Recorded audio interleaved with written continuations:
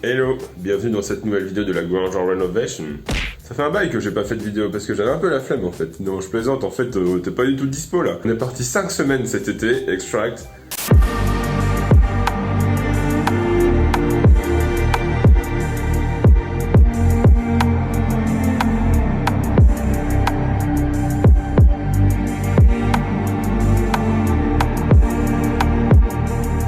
C'était un peu compliqué de s'y remettre parce qu'on avait plein d'autres trucs de prévus, notamment le déplacement d'un meuble là, de la maison de ma mère à chez nous. C'était un peu compliqué ça. Heureusement qu'il y a des copains qui étaient là pour filer un coup de main, puis la famille surtout. Il manquait des copains quand même, mais bon. Maintenant le salon commence à avoir une petite ambiance un peu chic. C'est pas déplaisant. Je me suis retrouvé à poser du plancher là, chez ma maman dans sa nouvelle maison à Maui, parce qu'en fait ma maman elle a une nouvelle maison dans le coin et du coup ça fait une nouvelle rénovation.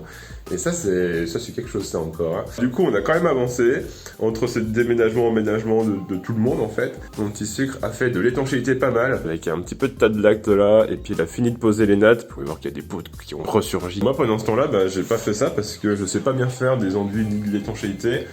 Et du coup, je fais d'autres trucs, notamment des choses avec du bois, puis des trucs là, enfin bon bref.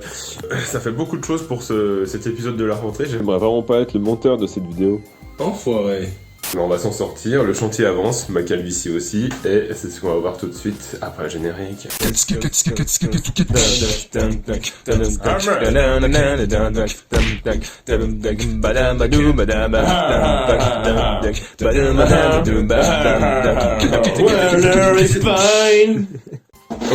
Ok, c'est la rentrée, sucre. C'est l'intro d'une nouvelle vidéo, donc si tu pouvais faire un peu moins de bruit avec ça là. Là mon petit sucre est en train d'enduire pour finir de coller l'étanchéité sur un truc qui est déjà étanche, donc on pourrait dire que ça sert à rien, mais c'est plutôt pour gérer parfaitement les retombées et les joints d'un côté et de l'autre. Bref, donc pendant tout ce temps, j'ai commencé un peu à nettoyer ces poutres et enfin les protéger, chose qu'il fallait faire mais depuis 1000 ans et qu'on n'a pas fait, et donc j'ai passé beaucoup de temps à renettoyer les taches d'enduit qui étaient tombées du plafond. J'ai fait aussi dans la foulée, mais j'ai pas trop filmé, les petits joints acryliques là entre la poutre et le placo. Je l'ai fait de ce côté-là parce que j'avais consacré tout un épisode, mais sur l'arrière là, et maintenant c'est l'avant. Donc j'ai fait, c'est super joli, je suis hyper content. Là, le petit rebord de poutre, il est génial, ce petit flanc là. Et du coup, bon, j'ai fait tout le long.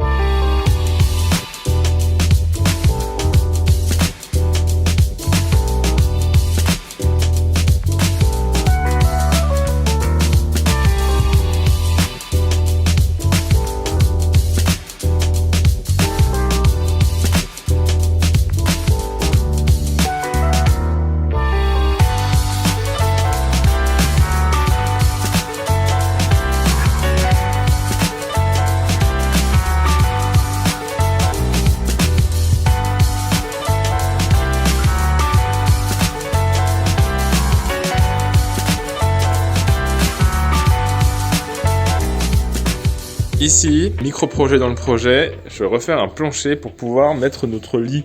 Depuis le début, il y a cette grosse poutre qui passe. Par contre, on avait bien prévu de rehausser seulement cette partie-là, et même d'encastrer le sommier de notre lit. On s'est rendu compte que le lit, il est affleurant au niveau du sol. Alors esthétiquement, c'est joli, ça fait un peu un truc feng shui. Mais à l'usage, en fait, le sol il est super haut, le matelas il est pas beaucoup plus haut, et en fait, pour se lever, il faut se lever de toute sa hauteur. Et maintenant que je viens d'avoir 32 ans, je sens la différence.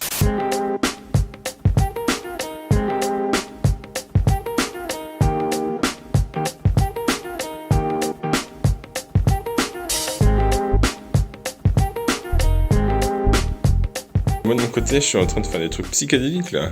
Regarde, on dirait un concert des Pink Floyd, sucre.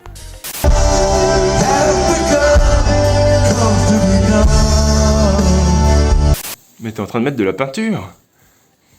C'est un primaire d'accrochage spécial tas de lacte. En tout cas, c'est ce que les enseignes essaient de nous faire croire. Je sais pas si c'est grandement différent des autres, mais Donc tas de lacte à venir sur ce pan qui est donc le retour de la toiture et sur ce triangle là qui est le fond de la douche. On voit beaucoup mieux avec celle-là je pense.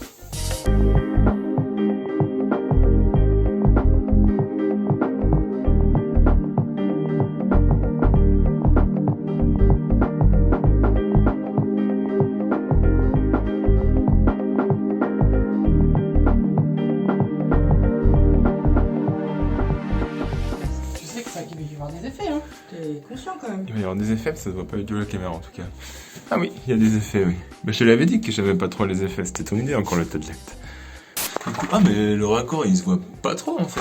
Ouais. L'étanchéité elle remonte jusqu'ici, donc c'était parfaitement volontaire pour que la continuité se fasse bien et qu'il n'y ait pas d'infiltration dans cet angle. Et le doute c'était par rapport à recouvrir ça avec le tas de lacte. On savait pas si l'épaisseur elle serait suffisante pour masquer ça parce que ça fait quand même une vraie petite bosse qu'on voit pas trop comme ça. Mais d'après ce que je vois c'est nickel.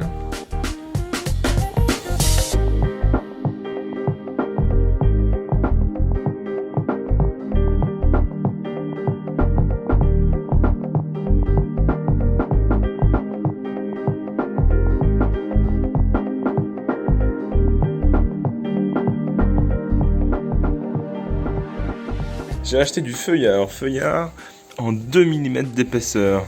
Le but étant de consolider un petit morceau de charpente. En fait, on s'est rendu compte que c'était mort sur une certaine épaisseur en fait, parce que cette poutre n'a pas été remplacée quand le chevronnage de la charpente a été refait. Les poutres d'origine n'ont pas bougé, mais il y a quand même eu un changement là-bas. C'est un entrée haut. On aurait bien aimé que la charpente soit un petit peu refaite. Bah ça c'était il y a 30 ans donc c'est pas notre sujet. Et ben on a décidé de sauver les meubles en réparant ça. Ce bois là il est censé se raccrocher sur celui-ci pour éviter que cet arbalétrier parte vers l'extérieur et du coup le toit s'écroule quoi. Bon on a constaté que celui-là au moins il est sain et il bouge pas du tout. Ça c'est complètement défoncé, ça c'est mort, enfin en gros l'accroche elle est plus viable quoi. Donc l'idée c'est avec un feuillard qui est plus lié à du contreventement normalement. On va le transformer là en tirant métallique et du coup je vais le fixer sur toute la longueur de la poutre où la partie basse, enfin en dessous est plutôt saine. Et fixer le feuillard en fait carrément un peu discret là sous ce bord là qu'on va laisser. Et dans un deuxième temps, parce que ça répare pas le fait que si on marche sur cette poutre, il y a une chance sur deux pour qu'elle casse en deux parce qu'elle est vraiment fragile dans le soutien comme ça. On va renforcer tout le long avec une autre solive, mais une grosse solive bien épaisse que je prévois de fixer à fond là-dedans. Bon, on a fait ce choix-là, c'est pas forcément conventionnel, c'est un peu du bricolage, mais on s'en fout, on est à la maison, on fait ce qu'on veut, mais si vous avez des problèmes similaires chez vous, ne vous appuyez pas sur ce qu'on fait nous. Ok ?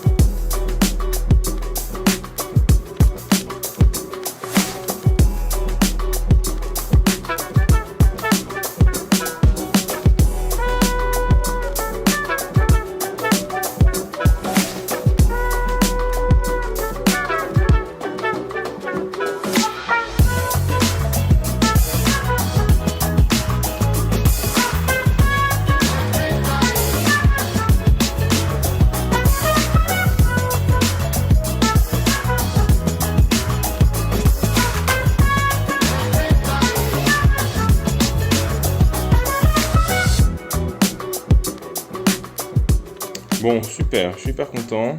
J'ai donc fixé cette grosse poutre qui n'est en fait rien d'autre qu'une ancienne solive de notre salon qu'on avait retirée pour faire le plancher double hauteur. J'étais parti sur de la tige filetée et puis ça m'a saoulé parce que c'est quand même un peu plus chiant. C'est du diamètre 8, ça reste déjà des petites tiges métalliques pas mal quoi.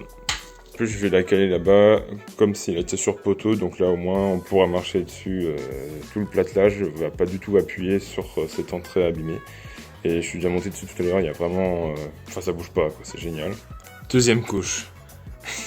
C'est vraiment tendu. Bon, comme d'hab, c'est mon petit sucre qui s'occupe de faire les enduits, parce que c'est vraiment pas un truc qui me passionne. En dehors même de juste me passionner ou pas, je suis pas bon à ça. Cette femme est une experte. Tu me stresses un petit peu.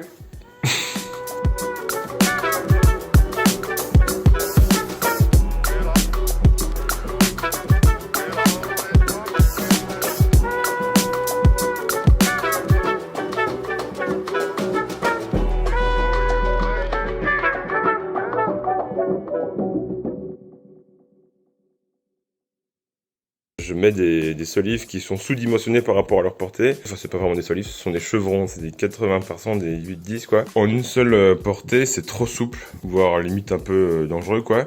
Donc je rajoute des cales. Je les ai pas tous alignés, mes petits poteaux.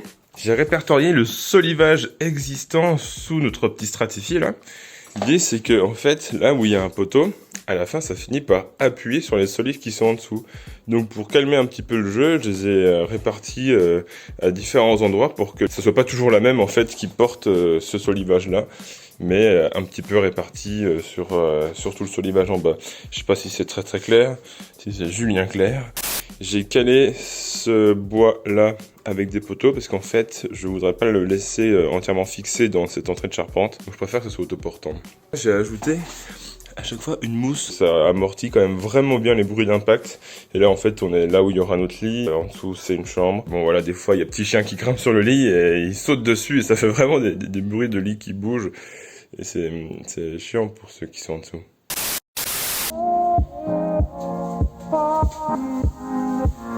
C'est en train de récurer le mur.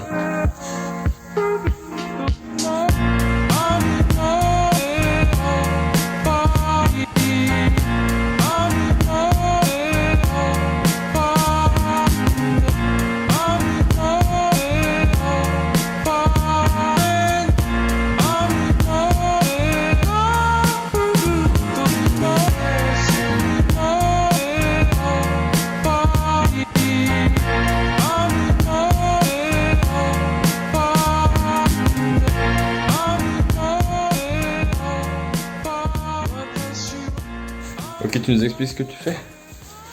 Je mets du savon sur le tas de lac pour imperméabiliser. C'est donc une solution en deux fois. Un tas de lac, de la chaux et après du savon, enfin en tout cas une finition imperméabilisante. Du savon noir. C'est du savon noir? C'est vrai? Ça veut dire que ça peut marcher sur les cochenilles aussi. Parce que j'en ai plein sur mon bananier là-bas, je t'ai pas dit d'ailleurs, c'est un petit peu chiant. Je t'ai pas méga dit non plus, j'ai plein de repousses sur mon pied du bananier et qui ont pas de cochenilles pour le coup. Putain, faut que j'aille les filmer. Ouais, en plus il a eu un petit coup de chaud, donc il fait un peu l'âgé. C'est pas un peu incroyable ça? Il en a fait plein. Et ici, il y a toutes mes bébés fougères qui ont bien pris, faudrait peut-être que je les replante, parce que je trouve que quand même j'en ai pas assez. Avec celle-ci, celle-là, et puis... un peu par là-bas aussi, il y en a, je crois. Je crois. Ouais. Tu viens de me dire tout ça, mais maintenant je filme pour qu'on ait du contenu. Donc tu dis que t'as mis 2 couches, c'est ça? Oui. Et qu'on peut aller jusqu'à 3 couches, quoi. Oui. Et tu me disais aussi que l'entretien, c'est de remettre une couche de savon noir, en fait. Oui. On peut considérer que c'est terminé, en fait. On peut considérer que c'est terminé. Bah, c'est quand même une sacrée news. Oui. Et ça veut dire qu'en fait, mon petit sucre, je vais enlever tout ce scotch sur la poutre, enfin Oui, la panne, il faut là. faire les mastiques maintenant. Bah ouais, je suis tellement content, il restait plus que cette partie-là, parce que j'ai fait le reste.